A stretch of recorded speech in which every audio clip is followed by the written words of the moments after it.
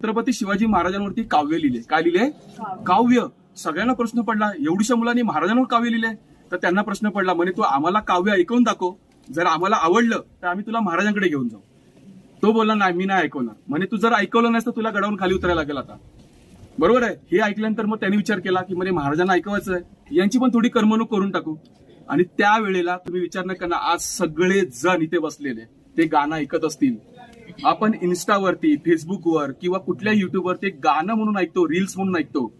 पण 350 वर्षापूर्वी 12 वर्षाच्या मुलांनी पहिल्यांदा या रायगडावरती या जगदीश्वराच्या मंदिरात उभं राहून ते गाणं, ते काव्य गायलं होतं, जे पहिल्यांदा सुरुवात केली इंद्रजिनी जंबपर.